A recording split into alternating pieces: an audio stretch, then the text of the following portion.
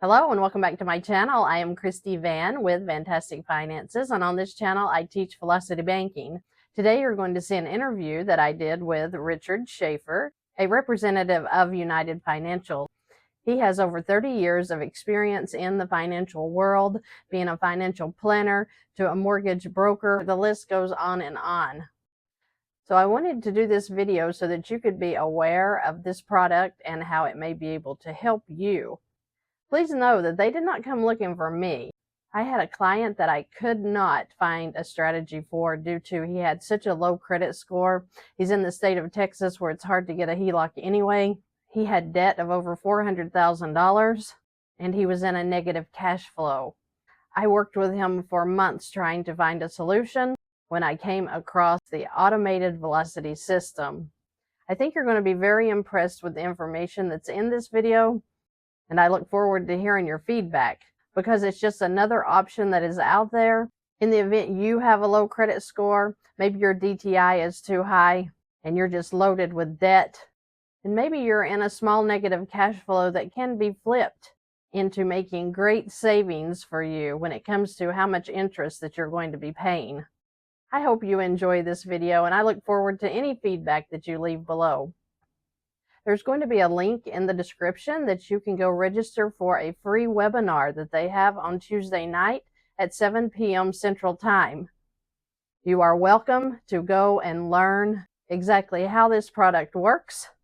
And then if you're interested, you too can get a free personal analysis showing you what it can do with your own debt load. I hope you enjoy. I think one of the first things that I would say, I've had the luxury of doing, quite a few shows and radio shows of a lot of people that no doubt a lot of your followers would know. But I think the best way for me to explain or respond to your answer is to basically share my own personal connection with how this came about for me.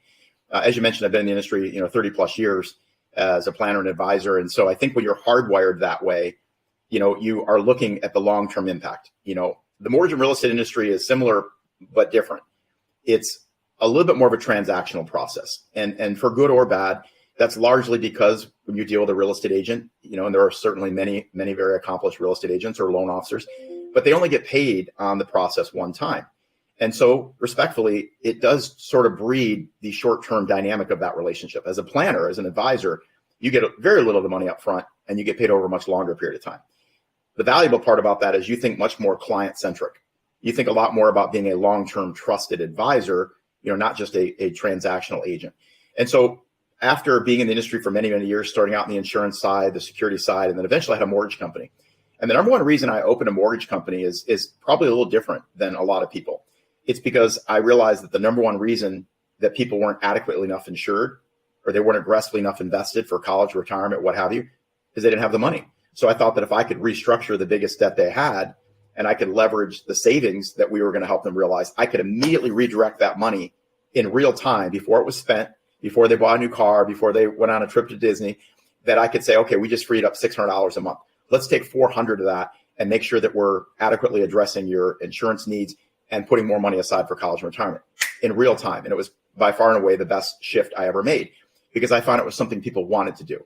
Let's be honest.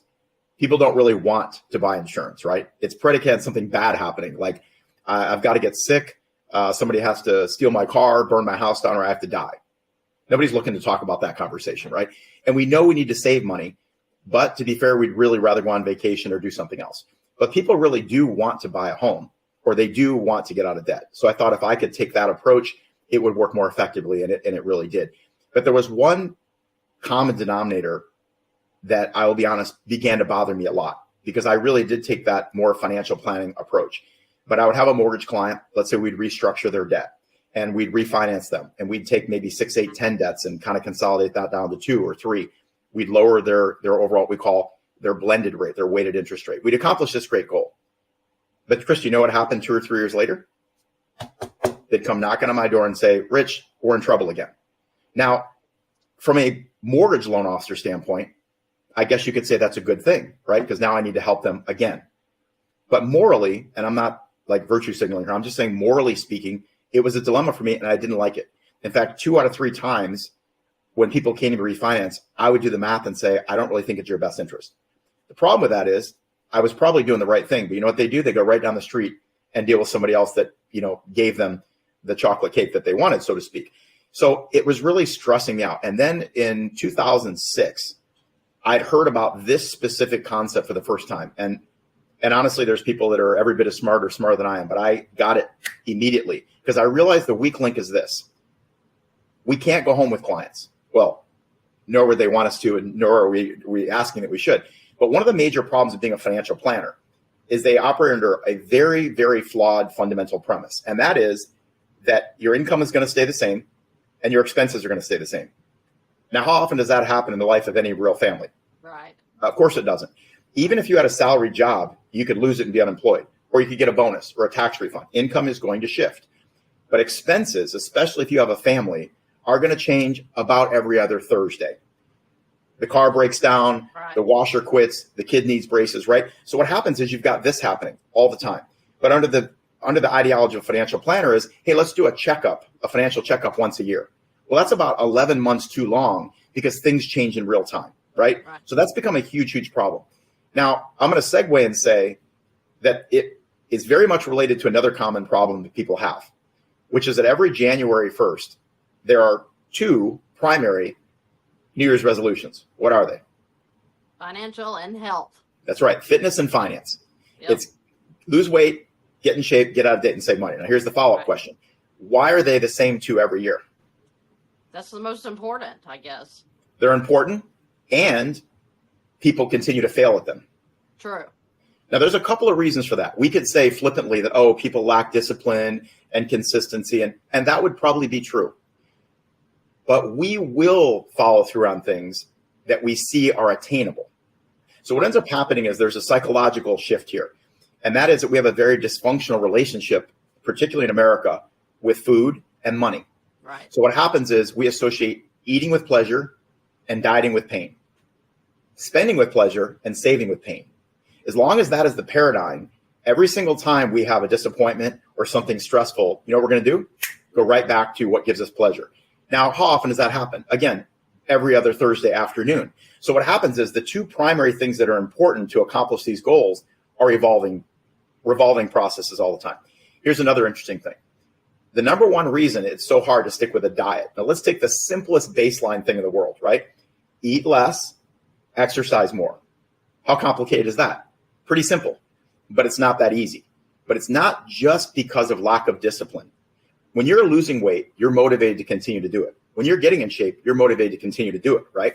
But the problem is we don't eat the exact same calories and the exact same quantities at the exact same time every day.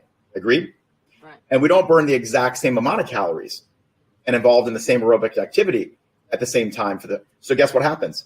Those two things are also evolving.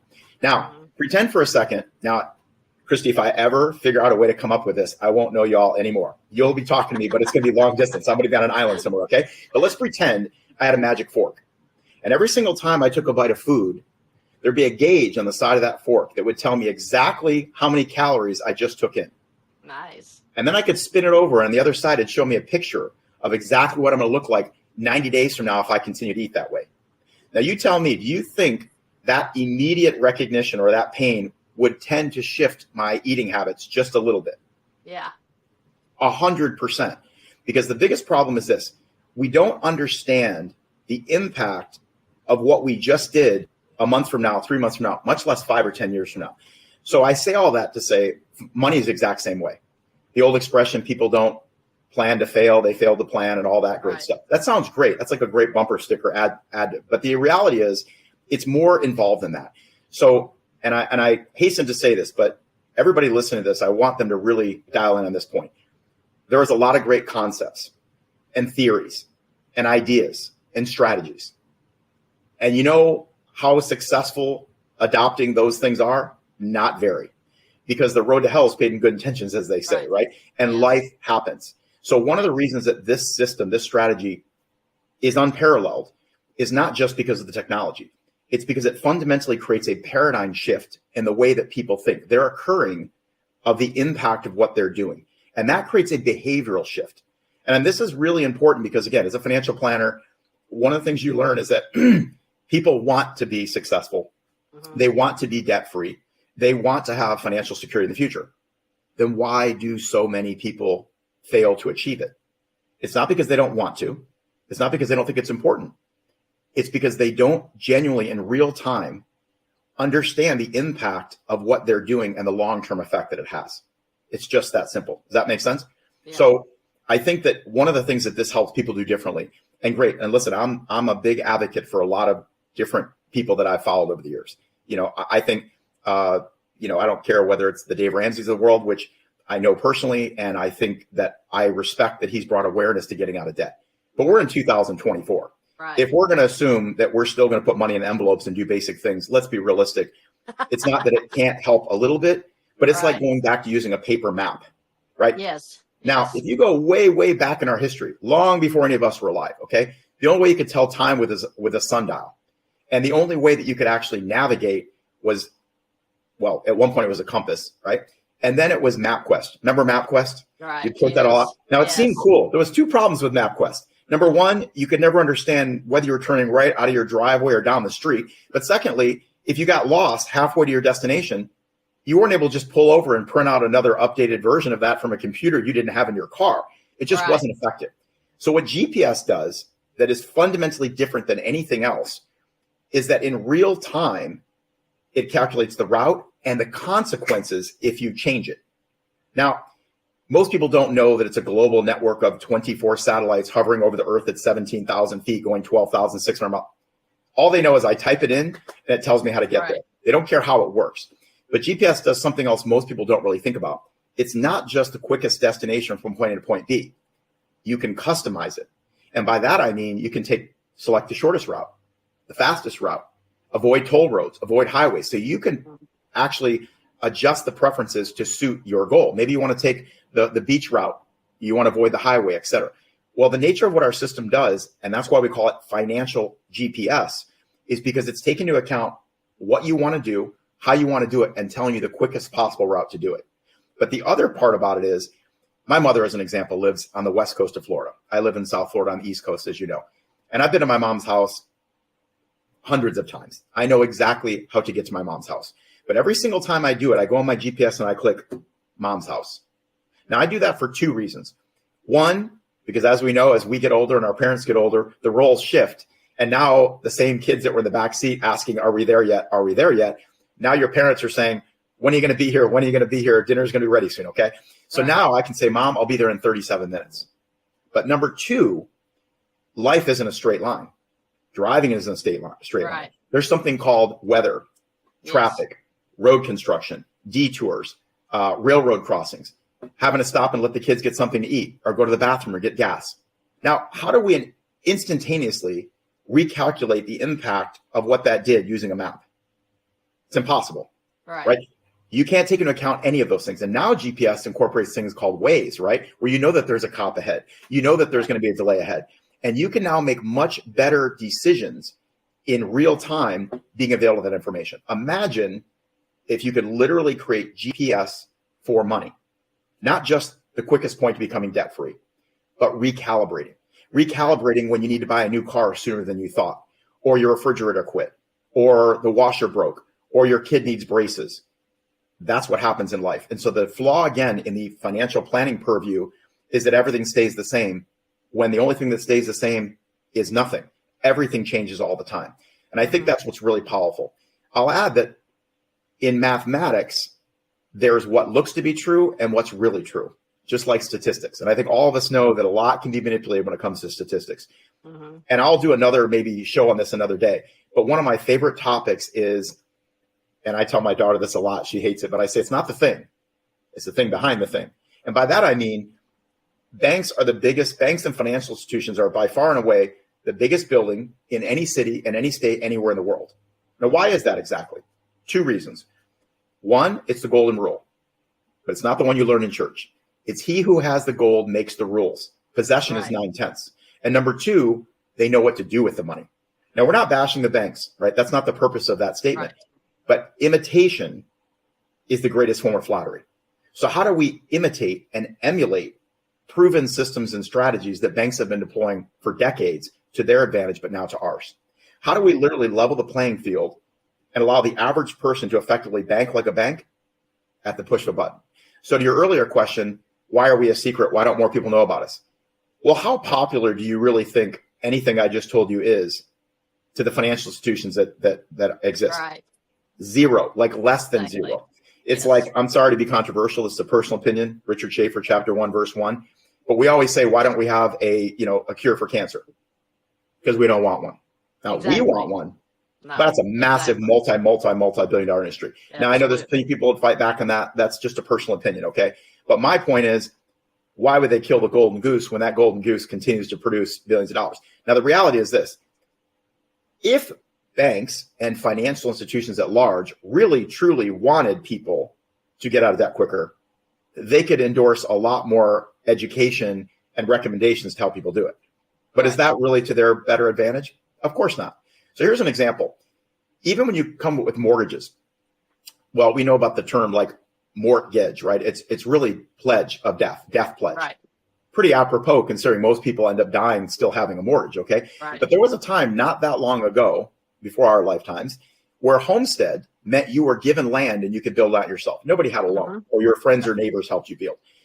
But the first original mortgages were you had to put 80% down. The bank would only finance 20%, and it was a 5-year balloon. Now, at or around the war era, post-war era for sure, it became more contemporary to have longer-term notes, 15 and 30-year notes. But here's something most people do not know. The banks actually consulted with U.S. Census Bureau, and they realized at that time, the average person lived in their home 7.2 years. Now, there's something interesting about that is not a coincidence. For any of you that are watching this, even though this is like a little bit before our time, but there was a movie called The 7-Year Itch with Marilyn Monroe. And it illustrates this same biological phenomenon, which is our body actually tends to regenerate most of its cells every 7 years. Not a coincidence, which is why most people tend to be unfaithful in 7 years or move or get divorced or whatever. It's not a coincidence. So banks decided that being availed of that knowledge, they would structure these loans in a way that would load as much interest as humanly possible during the entire period of time the average person was expected to have that loan or that property. Mm-hmm. So it's all set up for them to win. It's all rigged for them to win. Here's another example. Let's say for a second, Christy, you had a 6% credit card. That would be an anomaly, of course. A 6% line of credit, also nearly impossible to achieve right now. A 6% car loan, a 6% mortgage. Now, on the surface, they all look the same, don't they? Right. But they only appear that way. Right. Because it's not so much interest rate. We hear in real estate, it's location, location, location. Okay. Mm-hmm. Well, in the financial industry, it used to be interest rate, interest rate, interest rate. Now it's payment, payment, payment. Right. They want you to focus. Now, what do magicians do? Don't look at what I'm doing down here, right? And that's exactly what's happening. Even the idea of why banks, so many more cars are leased now. Yes, it reduces payment shock because the term is shorter. There's a lot of conversations there and payments less. Mm-hmm. The other reason they did it is because they got to change all of the definitions. It's no longer interest rate. It's money factor. It's no longer down payment. It's cap cost reduction. It's no longer value. It's residual. So if they could change all the language, people could be confused all over again. And this is how the game is played. So let's look at that example for a second. If you had a 6% credit card and you ran up the balance, you ran up even $1,000, right? And you pay it off within 30 days. How much interest do you pay? By the due date, nothing. Are you sure? 0. I'm just playing. So the answer is yes, it's 0. But here's the point. So the point is whether or not you had a 6% rate or a 30% rate, did the interest rate itself make any difference in that equation? No. But the point is, did the interest rate have any impact on that equation? None. Whether it would have been a 0% interest rate or 29.99%, it would have been 0 because that's how that loan functions. Right. So let's take a line of credit, personal line of credit, business line of credit, home equity line of credit. Okay. You borrow that same $1,000 on the first, maybe you pay it off on the 17th or the 20th or the 23rd. Now you don't pay 0 interest, do you? Right. No. Because it's an average daily balance calculation. Right. But in that scenario, you're no longer paying 6% of $1,000. You're probably paying the equivalent of 2 or 3%. But again, was interest rate the most important factor? No. Let's take a car loan. And I'm not talking about buying a supercar with a 20-year balloon. And a traditional car loan up to 6 years, let's say the payment's $500 and $100 is going to principal or interest and $400 is going towards principal. Well, guess what happens? Payment 2, exactly the same. Payment 3, exactly the same. It's the same throughout the term of the loan. You want to know why? Because cars typically depreciate. So if they were structured like other loans are, 90% of cars on the road right now would be underwater. But guess what does not work that way? Mortgages. Traditional, fully amortized, closed-end mortgages. Now, historically, do they carry lower interest rates? Note rates, yes. But they're also the single most expensive loan you'll ever have for 2 reasons. Yes. One, it's typically the biggest loan most people have. It's typically the longest term, but it's bigger than that. And I hope everybody listens to this particular statement. It's not so much interest rate. It's how the interest is calculated, how the finance charges are assessed, and how and when the payments are applied. That's what determines your true debt service cost, right? That's the interest volume or effective interest rate. So when you start telling people to take their mortgage statement, separate the escrows, right? Just the principal and interest, and divide the amount of interest into that total payment, that'll tell you the actual percentage of each payment that is actually going to service interest. And it is not going to be 3, 4, 5, 6%. It's going to be 40, 50, 60, 80% of every single. Now, why don't you think they go out of their way to tell us that? Well, because it's not about interest rate. It's about all the other factors we talked about. So our whole goal is to create a different awareness of that. But here's the other problem. And I hasten to say this, but I just have to be honest. Knowing doesn't matter. Doing matters. Yes. Like, again, losing weight, eat less, exercise more. Seems super simple. And why is 2/3 of the population overweight? Lack of discipline, overly marketing of food, blah, blah, blah, blah, blah. Now, will it help to join a gym?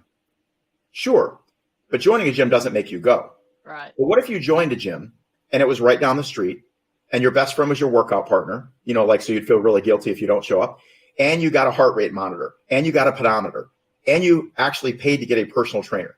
Now, do you think the likelihood of you actually showing up has gone up significantly? And if you go, do you think it's more likely you're actually going to work out and get in shape? 100%. So knowing doesn't matter. And this is like a psychological term, but we all know what we should do. But knowing doesn't make a difference. You see, there's the things we know, and we know that we know them. You know your name is Christy, you know you can speak English. And there's things we don't know, and we know that we don't know them. I can't speak Swahili, right? I can't, fly a plane. But here's the problem, and this is something that we're going to talk a lot about in the future. But then there's the things we don't know, and we don't even know that we don't know them. Right. And this is 80% of life. And so one of our primary goals, and one of the things that we're looking to obviously do with you, because you've done such an extraordinary job of developing a great following, is to start helping people pull back the curtain. Remember the Wizard of Oz? Right. Oz really wasn't all powerful. Right. He was a guy pulling a bunch of levers. And our whole goal is to pull back that curtain and say, listen, here's what's really going on behind the scenes. Right. But more specifically, again, the road to hell is paved with good intentions, as my dad would say. You could tell people all these great things, but if we don't follow through and people don't consistently execute, they're not going to get results. And I challenge everybody listening to this to ask themselves a question. And this pertains to me, you, everybody, okay? There are a lot of things that we intended to do that could have been great in our lives that we didn't. And that regret is a really, really heavy burden. Yes. And finances is probably in the top. Now, I'm never going to say money is the most important thing. I don't believe it, and I would never say that. But Well, it's right up there with air. right up there with oxygen, it's a pretty daggum important thing to have in life, right? Exactly. So here's the reality. I'm never going to those people that blame everybody gets undivorced or, God forbid, takes their life all on money. But one thing is for dang sure, okay, it definitely is something that adds a lot of exasperation. And I'll even go a step further and say that lack of hope is the bigger deficit. Yes. Because I won't share the specifics. At this stage, I don't have the luxury of being as involved directly with individual clients as I once did in the past. But I did several last week just because I wanted to have the opportunity to reconnect with some of the amazing people you have. And I was speaking to somebody that shared their story with me. Grown man, amazing guy, really liked him a lot. And he got a little quiet and started kind of choking up and started to tell me that it had gotten to the point where he'd lost so much hope that he had thought about taking his own life.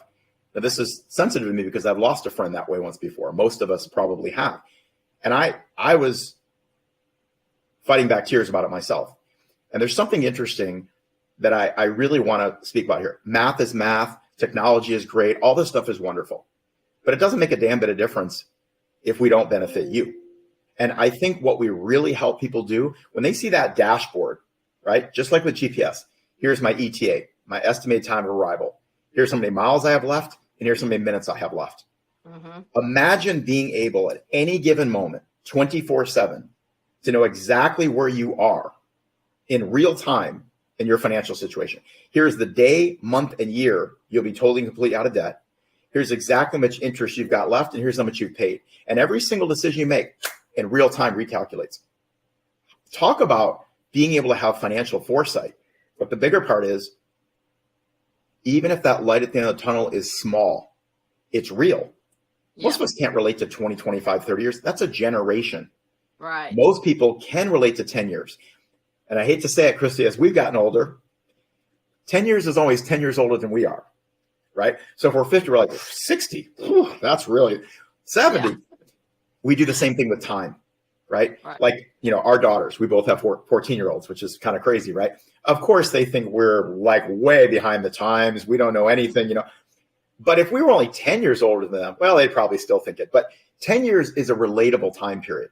So I think so often, all the mortgages I probably did 1,300 loans. And we'd get to that truth in lending page. And I'd be like, well, forget about the APR. That's just a function of your cost incorporated into our interest rate for disclosure purposes. But when you look at how much you're going to pay back, people would laugh. Now, yeah. I don't know if they're laughing to keep from crying, but people would say, I'm not going to live there that long anyway. And I'm like, but you're going to live somewhere, which means you're going to pay this and a lot more over time. But that's how hoodwinked we've become. So this is really a reality check. And just like that magic fork, I might want to bite a chocolate cake, but I ain't going to have 4. Right. Because now I see the impact. And then shame on me. Like when you deal with little kids, they do this really funny thing that says, you can't see me. Yeah. Right? Like they actually convince themselves because they're closing their eyes, you can't see them. But we do a little bit of that in our own lives. Yes. And I'll say, this is personal to me, when you work hard enough to achieve a certain level of success in your life, and that's different for everybody, it isn't just about having and getting anymore. It also becomes about being and becoming. And you start thinking about legacy and contribution and significance, right? For me, maybe it was getting older, losing my dad, having a daughter. And I will tell you the one real mission that I have now, and again, I think there's lots of great theories and concepts and strategies, but those don't generally help people get results. People need a real track to run on. I think I'd shared this with you when we spent some time together in Florida when you were visiting, that I've ran 6 marathons, which is insane. And I don't know that I'll ever do it again, but I love that I did it. But there's something really interesting that most people don't even know unless they've ran a marathon. There's a reason there is a mile marker every mile for 26 miles, because no matter how conditioned you are, it's a struggle. And you have to say, woof, mile 6, I'm almost a quarter of the way there. Mile 13, I'm halfway there. They did a study once, and a marathon, for those of you that don't know, is 26.2 miles. It's named after somebody that actually died on this run. It's a longer story. But they always say it's not the 26 miles. It's the 0.2 that kills you. But they did a study once where they stopped putting mile markers for the last 5 miles of the race. And when people got to where they thought the end of the race was, they said, 5 more miles. Less than 10% of the people could do it. Because in their mind, they're like, 5 more miles, 4 more miles, 3 more miles. Well, let's bring that down to real life for most people. Our 20s, we're just figuring life out, or we're having fun, or we're partying, or all of the above. About 20 years of that next 20, getting married, having kids, things like that. Well, isn't it amazing how we only have about 4 quarters of life? Right. Now, I'll tell you something interesting. Every single person you know has regret about something, right? Yeah. They've quit on something. Yeah. Maybe it's a marriage. Maybe it's a business opportunity. Maybe it's a friend. Maybe it's a family member. So I always encourage people to quit quitting, right? Whether they move forward or not, don't let it be for the reasons that they haven't in the past. I won't succeed. I can't. We're going to change that, because there's something big about our whole mantra is to fundamentally take back America one family at a time. That's not a political statement. That's not an ideological statement. It's just a fact. I think everybody knows with the fundamental breakdown of the family, we're in a bad situation. And I'm not saying that we can cure cancer here by helping people manage their finances better. But I can tell you this, giving people hope is a big deal. And it's not just an important thing. It's maybe the best of things. There was a movie many years ago. I wish I could remember the name of it. I want to say it's called My Life with Michael Keaton, I believe. Mm-hmm. The long and I've short seen of it is, that. he is dying of cancer, I believe. Isn't it Yes. something like that? And long story short, for those of you that have not seen it, he's going for one of his regular checkups. And let's say you're the doctor. And the doctor looks at him and says, you know, I think you only got 3 to 6 months to live. I'm sorry. There's nothing more I can do for you. Imagine getting that news. Yeah. So he walks out of there, starts walking down the street, and he stops. And he goes from being sad to being angry. And he runs back into that doctor's office, bypasses the front desk, doesn't care that there's somebody else in there. And he looks at that doctor and he says, how dare you take my hope? Right. That's all I have. And that's a real thing. So when we Yes. start showing people, listen, not maybe, not a wing and a prayer, math does not lie. Right. It is one of the few things in life that doesn't. It's not like drink this shake and you're going to lose 10 pounds. 1 + 1 is going to be 2. I don't care what anybody says. So when you can see your own life in real time, that I could literally be totally and completely debt free at this date, that's real. There's a great expression that says a trip begins when you buy the ticket. It's all a theory before then. It's all an idea. But the minute you buy that ticket, you start making plans to live into that future. And I think, honestly, if I was to say there's one thing, and numbers can be boring and not everybody cares about math, but the reality is when you can actually create a scenario that shows people a path and in real time can recalculate 24/7, 365, it doesn't sleep, and you have a virtual financial coach at your disposal at any given moment, you could say, what if I buy that new boat? What if I do this and that and the other different? Right. And it shows you. Now, I'm going to out my brother for a second. I'm hoping he doesn't see this and get mad at me. But he wanted to buy a fishing boat about a year ago. Nothing expensive, a used, just new fishing boat. It was like $8,000, nothing crazy. But I said, well, put it into the system. I almost said his name. I said, put it into the system. And he did. Now, check out this narrative. Now, you on this, they're watching this. I know you've done this, so let's be honest. He told his wife, well, it's not $8,000, it's just $175 a month. Because that's what the financial institutions want us to do. Payment. Payments. Well, the system called BS, because it said not only is it not $8,000, it's certainly not $175. It's actually $13,327.11. Wow. Even if you paid cash. Now get this. Even if you paid cash, because that is now the opportunity cost associated with making that purchase decision as opposed to dedicating those dollars to debt service. Right. Now guess what? They didn't get that boat. But the whole point about it is whether they did or didn't, they now have the ability to see in real time the stuff that the financial institutions don't want us to see, that they don't want us to think about. And all of a sudden, even if you made that decision, but now you'll go, wow, that's going to add, 1.3 years to my debt payoff date. That's going to add $8, $10, $12, $13,000 in interest. You might still decide to do it. But now $175 and $8,000 and $13,000 are very different. What about $6? I think that's what Starbucks should rename themselves. $6, okay? Not Starbucks. Because those micro dollars make all the difference in the world. Imagine understanding the true cost of every decision you make. Understand the long-term consequences. So I'll tell you the thing that I love that you do and that you've done a phenomenal job at. One, you're just a genuinely good, kind-hearted person, and there's a lot of trust that's been built there over time. And listen, there's a lot of folks out there that are experts on all kinds of stuff, okay? But if you don't get results, it doesn't make a difference. And this is where I say sometimes there's a point of diminishing return. You get a lot of these experts that know so much, but they almost know too much because they've forgotten that they know it to teach it to actually help people become successful, not just to self, proclamate themselves individually. It's a matter of getting results. And so I think that's where this partnership has been so amazing for us, because you developed this incredible relationship with your followers and those that subscribe to your channel.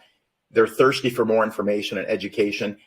And I'm proud to say that as a result of it, now we have the ability in real time to help people take real, genuine financial control of their lives and see the ability to accomplish a goal in the future, and something that's a living, breathing, dynamic instrument for them. Not static, not a map, but GPS for money, GPS for finance. I think it's amazing. That's why I went out looking for something else, because I am, I guess, a hopeless romantic. It's like I feel like that there's always a way. If I don't know it, there's something out there that I'm not seeing. Right. And so I'm always looking. I still look every day, because there has to be other ways for us to move, that we're moving people forward to where, like you said, if they don't have hope, you don't have anything. Hope is just a breath of fresh air. It gives you something to look forward to. Mm-hmm.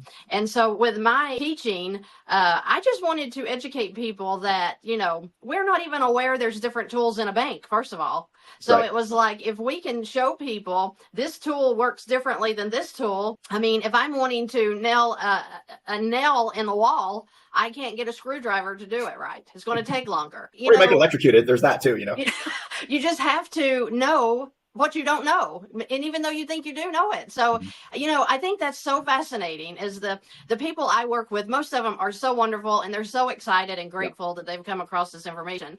But you know what, what's fascinating is that people see what they're doing is not working, but they'll continue to do it anyway. And so it's like, I can see that chocolate cake is not helping me get skinny, but I'm still going to eat it. And I'm speaking for myself, because I was telling my husband last night, I said, I don't know what's wrong with me, but I can't quit eating, and I will not get on the Peloton. Well, listen, the magic fork would probably help you. I deal with it too, so I know where people are at. But financially, it's like, this is the answer. The answer is here. I get the comment a lot. They'll say, yeah, but I'm already in debt. Why would I go into more debt? And I'm like, you're going into a line of credit, right? The first lien HELOC cost as much, if not more, than this product. And you don't have a waiting period getting an approval. This is something that, these guys can run this personal analysis for you out there listening. When they run it, they're going to be able to tell you what you can or can't do. They're going to guarantee this product. I mean, this isn't a joke. You're not throwing your money away. I wouldn't allow that to happen. No. This is something that I myself have bought into, even though I don't need it yet. I tell my family about it. I'm getting ready to go tell my brother. He's next door, and I forgot to tell him. So I'm going to go tell him when we get done here. But the point is the stress and the life that debt takes away from you is not something that you have to deal with anymore. There are avenues now that's going to help you get in a better position. I say it every day on my videos. If you're a spender, then you need to adult and realize that if you don't want to be suffocating with that debt that's hanging over your head, stop that. I mean, let's grow up and let's use our money right. But now that you have tools to know where to put that dollar every time you get paid, it makes such a difference. And like Rich was saying, with, $1, I heard a scenario that was given in one of your trainings the other day, that if somebody got $1 and some change in a pay raise, that system showed them how astronomical the difference is with the payoff of their debt. And I'm just like, that's amazing. It's amazing. So I love Velocity Banking. It's changed my life.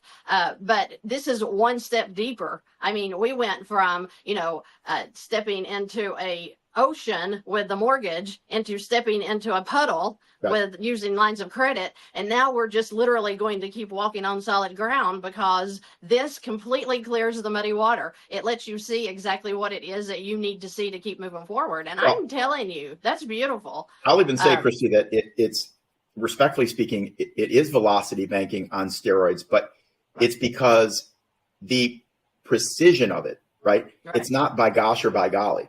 It's to the penny, to the day, to the dollar, and it's leveraging every dollar you have, every day you have it until you spend it, because that's how banks do it. It's all about leverage. It's all about volume and velocity, right?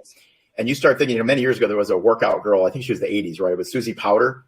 She was always like, stop the madness, stop the madness. And I think when you start doing that, like, stop the madness, stop the spending, And I think it's really because it's automated velocity banking, but it's accelerated automated velocity banking. Right. Because we're able to leverage dollars more efficiently. In fact, I'll tell you, in most cases, and I've been doing this quite a long time, we're able to reduce that overall effective interest rate that you're actually paying on every debt you have to somewhere between 1% and 2%. Right. Now, people wonder, well, how are we able to do that? Because we're using the bank's own systems and strategies against them, right? And it's legal. I've seen that.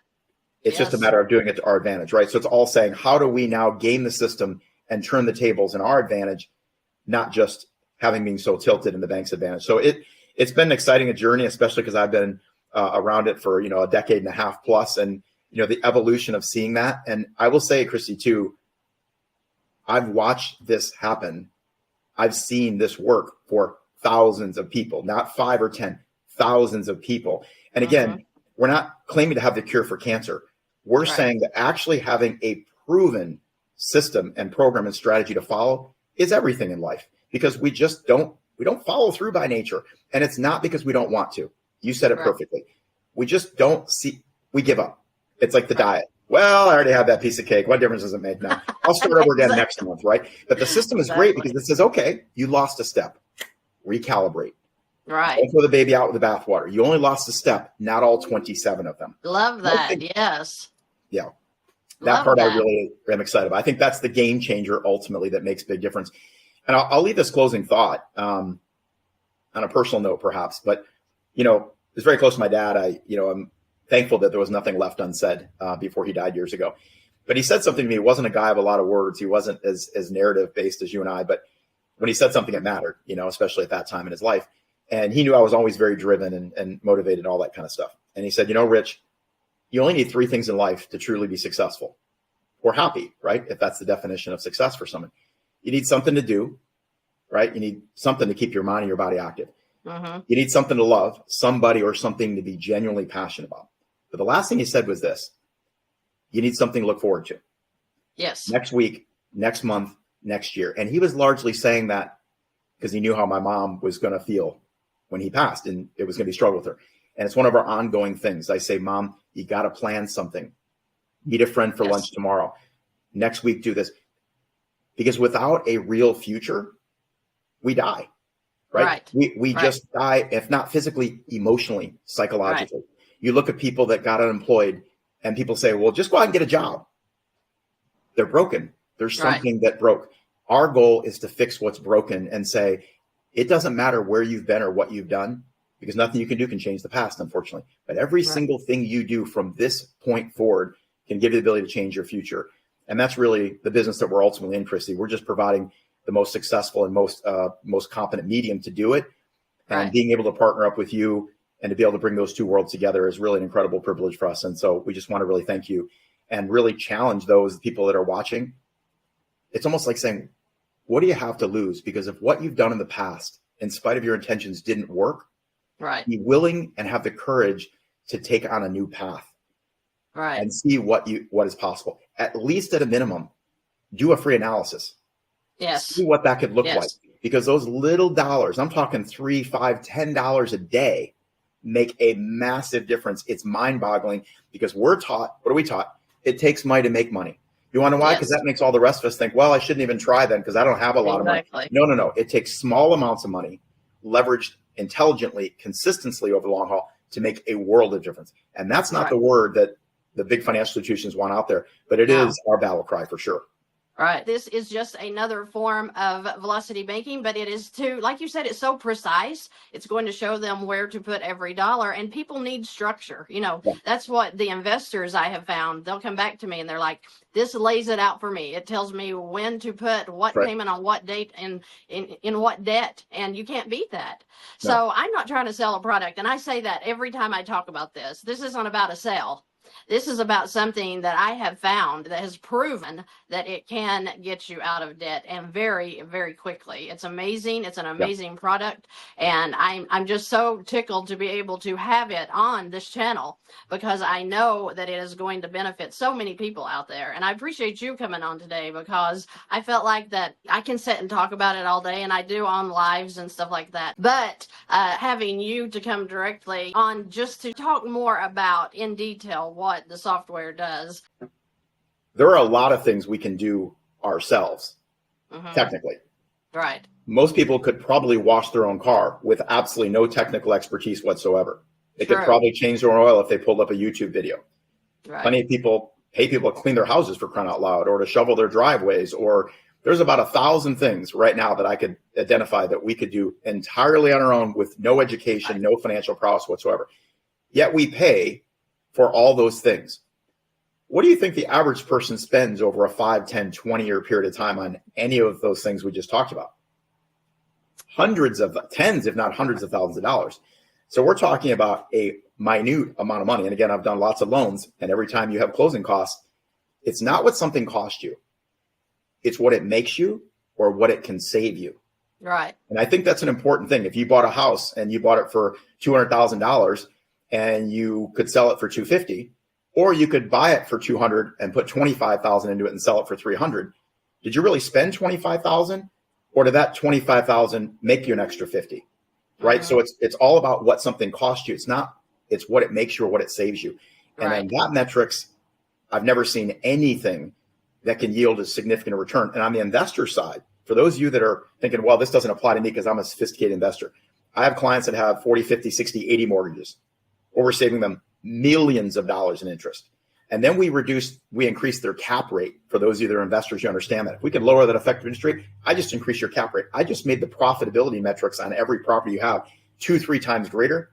That's gold. So whether you're somebody that's an entry-level person, doesn't even own a home, or you own a home or 2 or 3 homes, or you've got 99 properties, any one of those scenarios, because numbers don't lie. And when you can incorporate technology and these methodologies and these proven systems and strategies at the push of a button, it gives you that much more information to make specific, real-time, efficient decisions.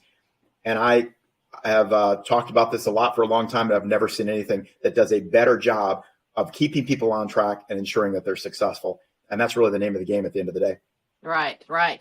And so that's another thing I teach, that Dave Ramsey has great ideas that were in 1960.